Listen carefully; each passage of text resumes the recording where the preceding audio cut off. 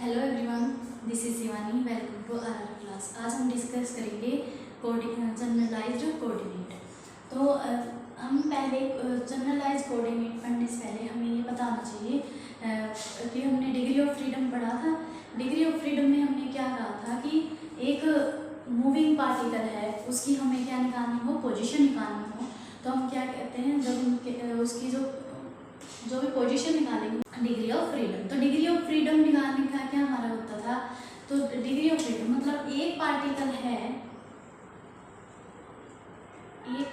है तो उसके लिए हम कितने कोऑर्डिनेट यूज करते थे, 3 x y z। एक के लिए 3 और 2 के लिए कितना होता था,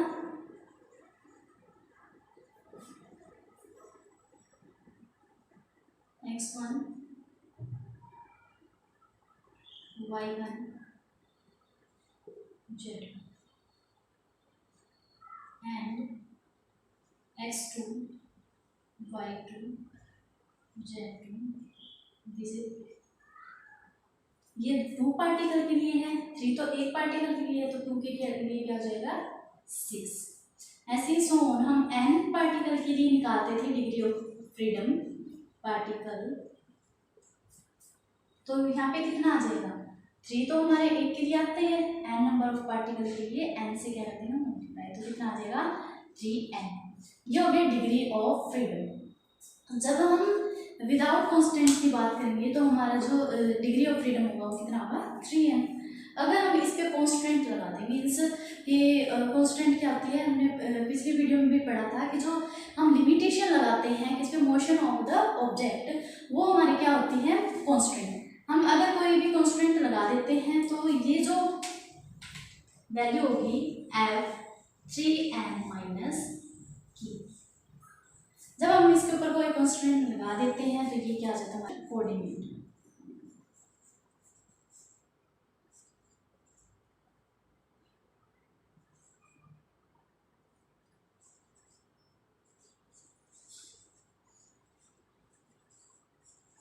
जनरलाइज कोऑर्डिनेट, ठीक है। अगर हमारे 3n माइनस के, इसके हमने एग्जाम्पल भी पढ़े थे कि हम अगर कांस्टेंट लगा देते हैं, मीन्स कि हमने कहा कि एक ऑब्जेक्ट है या बिट्स है, तो हम ये कह रहे हैं कि इस पर हमने कांस्टेंट लगा दी कि ये बिट है, बस x एक्सिस में ही क्या कर सकती है, मूव कर सकती है। तो 2 पे हमने क्या लगा दी, y एक्सिस, और z एक्सिस पे हमने क्या लगा दी, कांस्टेंट लगा दी। तो इस पर कांस्टेंट कितनी आ गई, k इक्वल 2, और बीट कितनी है 1, 3 1 माइनस 2, ये कितना आ गया 1।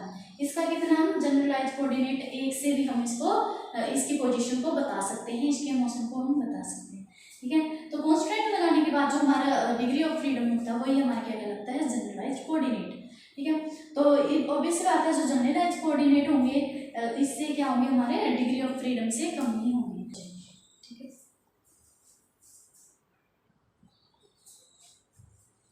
अब क्या जनरलाइज कोऑर्डिनेट को हम किस तरह से शो करेंगे, मतलब कि वो क्या कहलाता है हमारा जनरलाइज नोटेशन। उसको हम कैसे करेंगे, जैसे करते हैं जनरलाइज नोटेशन, मीन्स कि हम जनरलाइज कोऑर्डिनेट को किस तरह से हम रिप्रेजेंट करते हैं। इसको हम स्मॉल q से रिप्रेजेंट करते हैं, ठीक है। एक सिस्टम है, हम कोई कंसीडर कर लेते हैं, उसमें n नंबर ऑफ पार्टिकल हैं, तो इसको हम क्या करेंगे j से, मतलब एक हमारे जो भी हम क्या लेंगे, एक सिस्टम लेंगे, उसमें हमारी particle q1 q2 and qf तक क्या हो सकते हैं, ठीक है। तो जे हम इसको इतना लिखने के बजाय हम क्या रखें शॉर्ट फॉर्म में qj। ये हमारा क्या है जनरलाइज्ड कोऑर्डिनेट। अब हम डिस्प्लेसमेंट के लिए निकालेंगे, डिस्प्लेसमेंट के लिए किस तरह से करेंगे, किस तरह से कर सकते हैं, एस आई कार्टेशियन फॉर्म में, हम कार्टेशियन कोऑर्डिनेट में किस तरह लिखेंगे इनको, आई, ये हमारे जनरलाइज्ड कोऑर्डिनेट होंगे किसके, कार्टेशियन कोऑर्डिनेट के, q1 q2 and qf, okay. इसी तरह से हम y की,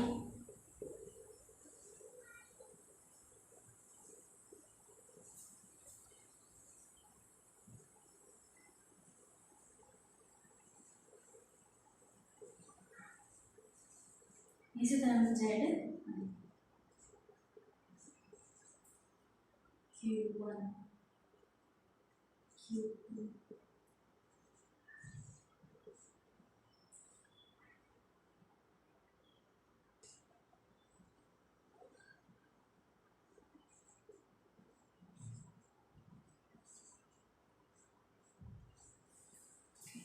इसको इस तरह से रिप्रेजेंट करते हैं।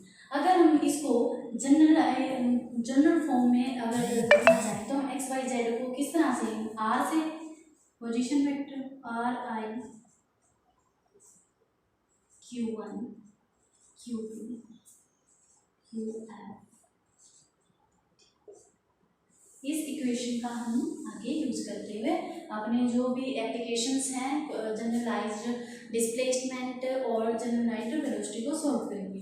इस इक्वेशन को लेके हम आगे डिस्कस करते हैं। अब जनरलाइज्ड नोटेशन से पहले, कोऑर्डिनेट निकालने से पहले हम एग्जांपल देख लेते हैं कि अगर हमारा पार्टिकल इन अ प्लेन, अगर हमारे पार्टिकल जो है प्लेन में हो तो इसको हम कैसे लिख सकते हैं। अगर कोऑर्डिनेट इसके कार्टेशियन फॉर्म में लिखेंगे तो X Y, Cartesian form X is equal to क्या होता है, R cos theta, Y R sine theta. R और थीटा हमारे क्या है, पोलर फॉर्म में है। ये आगे इनकी हम क्या निकालेंगे, वैल्यूज, तो यही हमारे क्या आ जाएगी, एक तरह से जनरलाइज्ड कोऑर्डिनेट मीन्स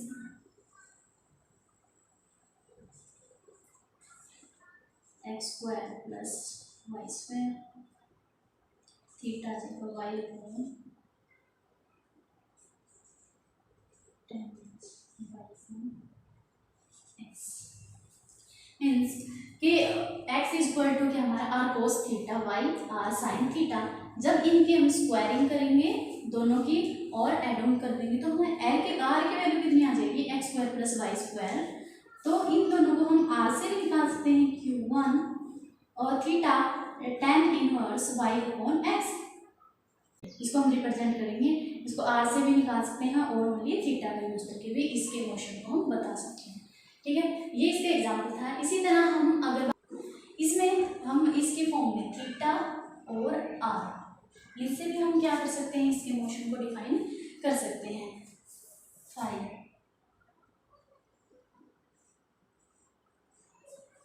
तो क्या, साइन थीटा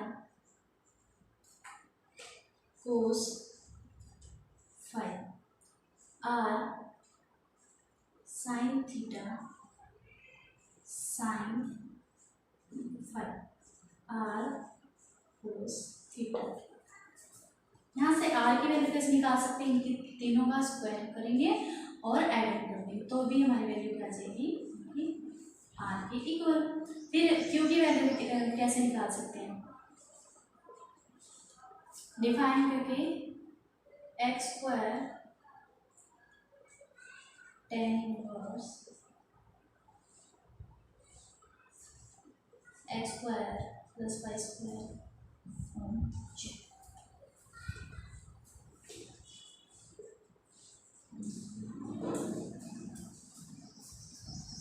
ये जो है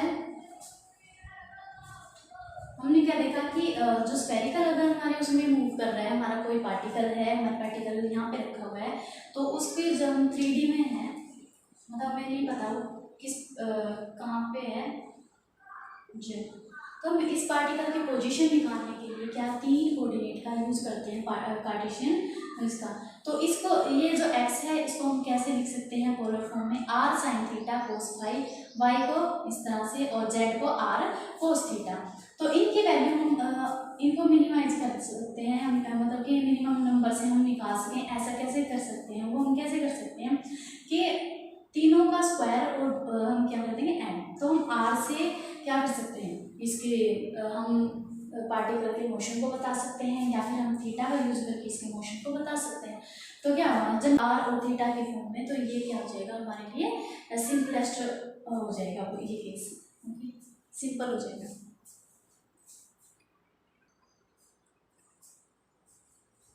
जनरलाइज्ड डिस्प्लेसमेंट, अगर हमारा एक सिस्टम है उसमें क्या है n नंबर ऑफ पार्टिकल्स हैं, वो जो डिस्प्लेस हो रहे हैं एक स्मॉल डिस्प्लेस, जो एक तरह से एक one place to another place जा रहे हैं, तो वो डिस्प्लेसमेंट हमारी किस तरह से हम जनरलाइज कोऑर्डिनेट की फॉर्म में निकालेंगे। तो इसको हम निकालने के लिए डिस्प्लेसमेंट है, क्योंकि ये एक तरह से वर्चुअल डिस्प्लेसमेंट है, मतलब कि बहुत छोटा ही डिस्प्लेसमेंट होता है। तो डेल्टा आर आई से हम इसको क्या कर देंगे, रिप्रेजेंट कर देंगे। तो आर आई को किस तरह से लिख सकते हैं, हमने फर्स्ट में देखा था कि आर आई जो है इसको रिप्रेजेंट करेंगे are I Q1 Q2 Q3 Qf। Are I equal किसके तरह ना, are I Q1 Q2 Q3 Qf। जब भी हमारे नंबर ऑफ पार्टिकल्स हैं वो डिस्प्लेस होते हैं, तो उसको हम इस छोटी जो डिस्प्लेसमेंट है उसको किससे रिप्रेजेंट करते हैं, डेल्टा आर आई से। अब इसकी वैल्यू निकालने के लिए हमें आर आई का पता होना चाहिए। आर आई हमारे ये हो गया। आर आई की वैल्यू अब किस तरह से निकालेंगे, इसको पहले तो ये देखो कि हमारा जो एफ है ये क्या है, एक तरह से generalise coordinate.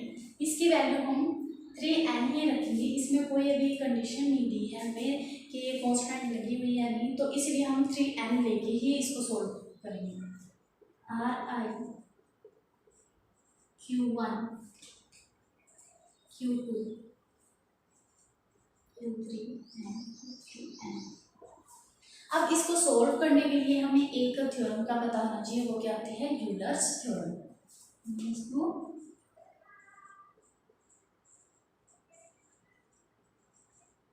Euler's theorem. Euler's theorem क्या कहती है, x1 x2 x3। इसको इस इक्वेशन को हम कैसे सॉल्व करते हैं यूलर्स थ्योरम से, dx पार्शियली डिफरेंशिएट dx पहले कोऑर्डिनेट के रिस्पेक्ट में 1 dx1 प्लस x स्मॉल इसके x2 की रिस्पेक्ट में, और dx2 plus partially differentiate dx with respect to x3 और dx3। ये हमारी यूलर्स थ्योरम है, जिससे हम इस तरह की क्वेश्चन को क्या कर सकते हैं, सॉल्व कर सकते हैं। और यहाँ पे डी एक्स, अगर हम डी एक्स की वैल्यू निकाल रहे हैं तो यहाँ पे हम dx1 dx2 dx3 यूज करेंगे। और कहीं पे भी हम अगर हम डेल्टा एक्स के लिए यूज करेंगे तो स्मॉल बहुत ही छोटे एक तरह से हम रिप्रेजेंट करना हो तो dx, बस यहाँ पे क्या आ जाएगा हमारा डेल्टा।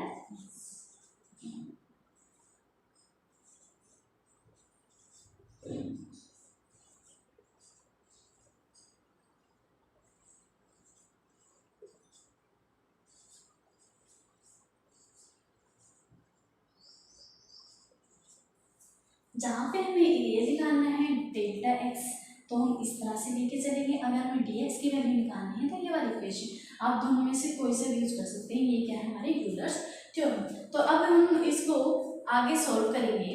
जो फंक्शन हमारा कोऑर्डिनेट से कार्टेशियन कोऑर्डिनेट का, इसको हम कैसे सॉल्व करेंगे वो देखो।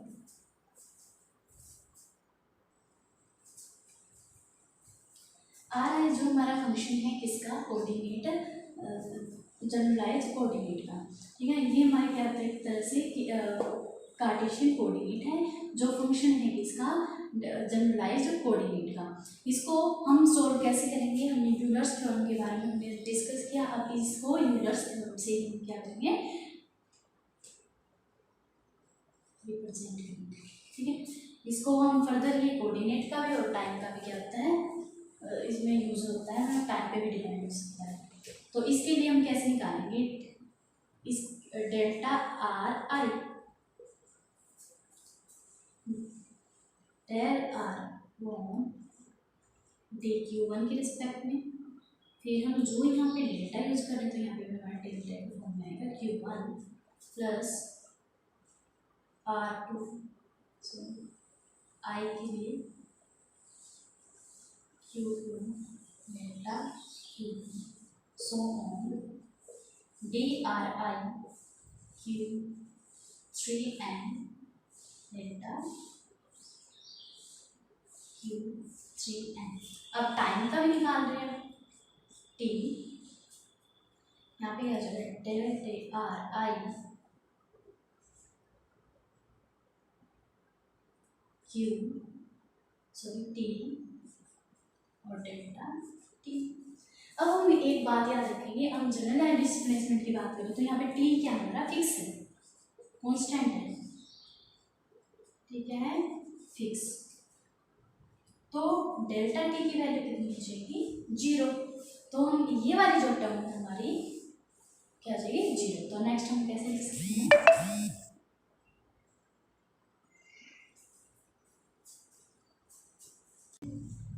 DRI दिस I जो हमारी J की वैल्यू है वो क्या है 1 2 3N। अब R जो R लिया था हमने कार्टेशियन कोऑर्डिनेट लिया वो I के लिए ले चुके हैं, तो हम कोई और दूसरा हम कोऑर्डिनेट यूज कर सकते हैं, वो क्या J या K कुछ भी आप यूज कर सकते हो इसमें कोई। तो हम J की वैल्यू 1 2 3N तक है हमारी वैल्यू है, इसको कैसे लिख सकते हैं, DRI del QG delta QG।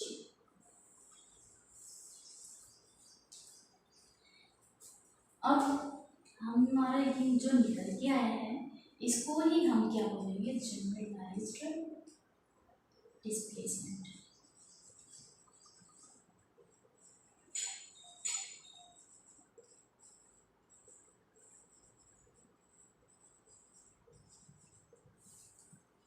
ठीक है, हमने क्या किया है, एक कार्टेशियन कोऑर्डिनेट है जो फंक्शन है किसका, जनरलाइज्ड कोऑर्डिनेट का, उसको हमने यूलर्स थ्योरम यूज करके हमने सोल्व किया। वो टाइम का भी मतलब कि ये टाइम का भी हमारा क्या हो सकता है, कोऑर्डिनेट यूज हो सकता है इसमें, और ये हमने इसको यूलर्स थ्योरम से सोल्व किया।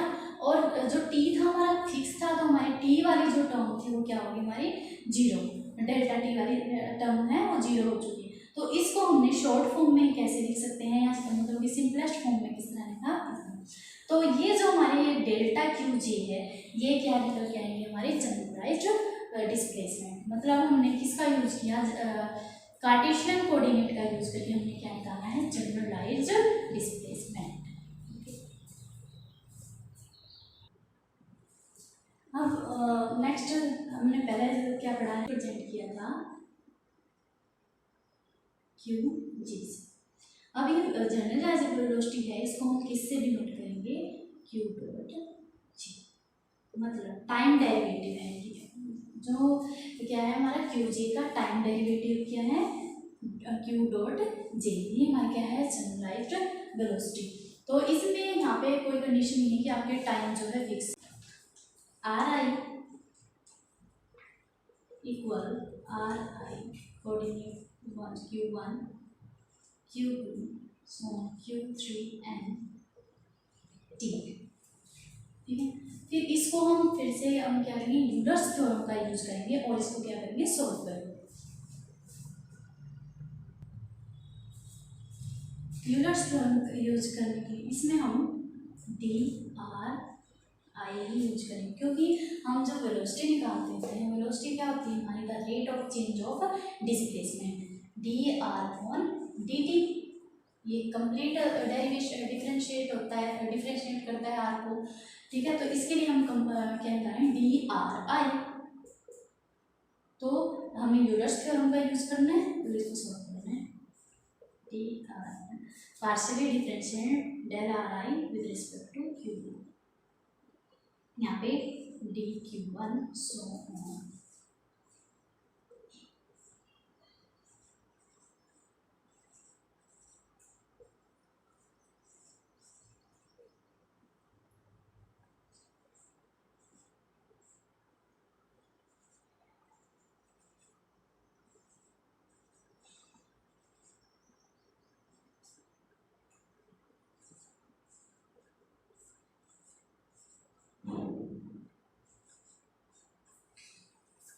अब ये तो क्या कहना है, डिस्टेंस आगे डिस्प्लेसमेंट होगी है, लेकिन हमें क्या चाहिए, वेलोसिटी निकालनी। वेलोसिटी के लिए क्या करना पड़ेगा कि हमारा जो अपन में हम डी टी से डिवाइड करेंगे इसको ऊपर वाले इक्वेशन को, तो डी टी यहाँ पे क्या आ जाएगा, डी टी, इस वाले टर्म में डी टी से डी टी क्या हो जाएगा, कैंसिल आउट हो जाएगा।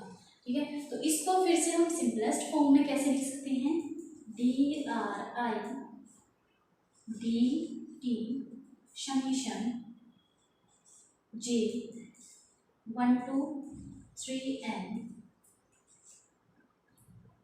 del are I del q1। अगर मैं किसी कोऑर्डिनेट को डी टी के रिस्पेक्ट में डिफ्रेंशिएट करते हैं तो उसको हम किस तरह से लिख सकते हैं, क्यू डॉट वन, यहाँ पे जी हो जाएगा। ठीक है, तो ये हमने किया। इसका जो टाइम डेरिवेटिव है, differentiate partial differentiate with respect to time. अगर हमारा फंक्शन या जो मोशन हो रहा है वो स्टेशनरी है, मतलब हमारा जो ऑब्जेक्ट है वो स्टेशनरी है, तो ये वाली टर्म जो है जीरो हो जाएगी, अदरवाइज हमारी कंसीडर है। ठीक है, और इसको अगर हम इसके ऊपर कंस्ट्रेंट लगा दें तो इसको एक्स, यहाँ पे हम एक्स से भी डिनोट कर सकते हैं, दोनों ही हमारे राइट है। ठीक है, तो मोस्ट ऑफ हम क्या करते हैं, 3n ही यूज करते हैं। तो आप ये एक्सप्रेशन किसके लिए आ गया है, जनरलाइज वेलोसिटी। ये क्यू जे हमारी क्या है, q j dot generalised velocity.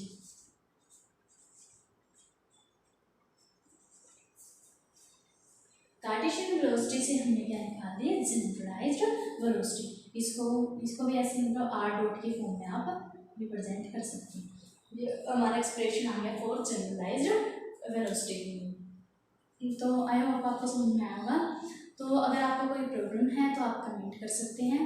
और जनरलाइज्ड वेलोसिटी हमने डिस्कस कर चुके हैं। नेक्स्ट वीडियो में हम एक्सेलरेशन और फोर्स, मोमेंटम, ये जो बाकी बचे हुए टॉपिक्स हैं वो कवर करेंगे। Okay, thank you.